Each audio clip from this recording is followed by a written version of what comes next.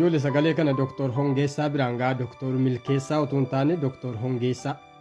Assalaamu alaikum warahmatullahi wabarakatuh. Duraan dursa wannan siin jedhe hawaa'ii siyaasaa irraa dubbachuuf utuu hin taanetti kijiba namni kijibduurraa agartee dubbachuufan likkii itti himuufan namticha kana agartan hattuu gartee lafa Oromoo saamtee gurguraa maalummaa aangoo gartee wallaaltee aangoo jechuun gartee wooma gartee ofumaa saammachuudha jechuu seetee lafa Oromoo saamtee gurgurataa mootummaan aangoorraa kaabnaan baqattee biyya faranjii galteeti kijiba isiin gadinatu keeshaa garbuu gartee silaa hoolotii arabaa kana jala qabanii ennaan itti guuttee bareedaadha.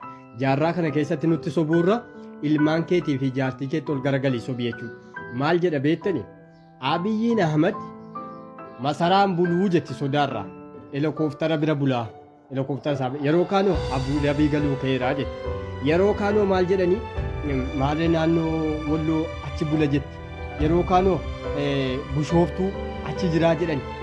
Yaa jarana hayyoota Oromooti jennee waan naama kanas helikooftara mana keessa helikooftara dhufee isa bira bulaaramoo isatu mana dhiisee helikooftara bira bulaa jira.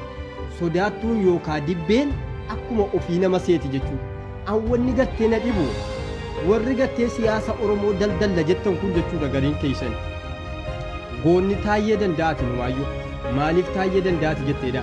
Mootummaa jala taa'eeti waan arge barreessaa waan arge dubbachaa jira. Biyyattii keessa taa'e atiin baqattee biyyarraa baate atiin lafa Oromoo saamtee gurguraa biyyaa baqatte kun afaan maalii qabdaa hattuun gartee dubbatti jajjabaattee wanti ji'a torbatti dhalatte fakkaattu kun jechuudha.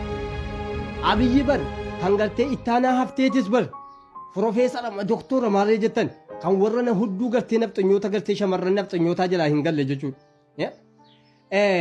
Onnee ittiin dirree waraanaa deemu hin qabuutu siin jettu Abiyyiin gartee miidiyaatti dirree waraanaa keessaa ol bahee mul'atee jechuudha. An kan gannaa dubbiinatti ta'e warri Habashaa kun jechuudha.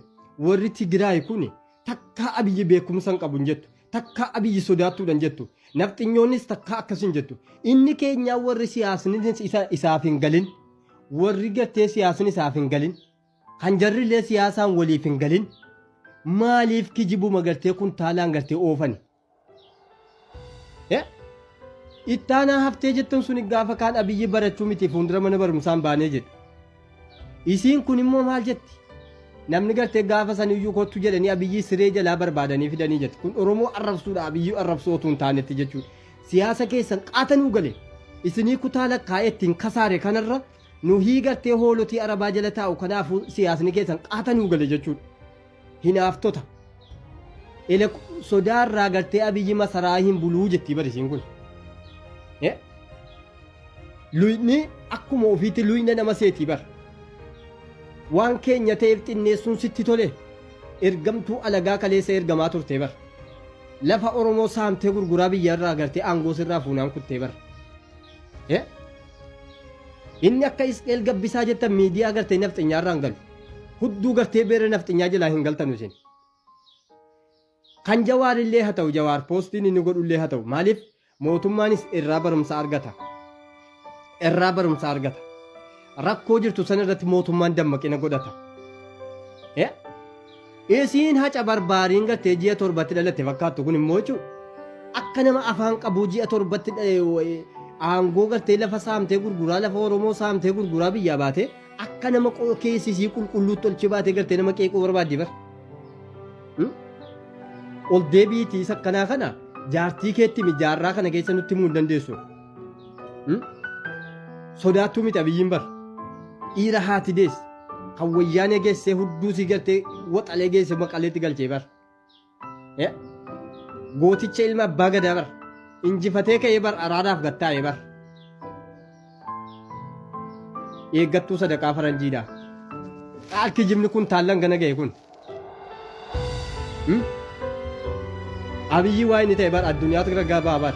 Hojii isaa yoo ta'es arabni hundi galtee akka inni dhaqee Awurooppaa jadiidaa jedhaa jira bar. Awurooppaa haaraa uumamte jechaa jira bar Itoophiyaadhaan. Hojii inni hojjetaa jiru. Tahiyyatun laka yaa Abiy Ahmad jedhaa jira bar alagaan. Dayyuusatu gartee asii gartee wanti jetti malee jechuudha. An kan na dhibe waan feete nama jibbuu dandeessa. Siyaasa namaa jibbuu dandeessa. Kijibni ati nutti kijibdu kun maanni kun taalaan gadi natti kun jechuudha. Akka nama afaan qabuu dubbatti bar. namni nu taajjaba jedhaa yeroo waa haasoftan of madaalaa ka'aatii haasa'a. Abiyyi gaafa kaanis gartee sin waraana sin maarree godhanaan jedhee namittii kijibduu akkas biraan gahaa kijiba siitiifan irratti waraabe malee ani ishee akkanaa soba kattee kutaa lakkooftee achi gartee bakka geesse doktorummaan of waamtu kanarraa haasa'uudhaan iyyaa qabaaddeetii miti.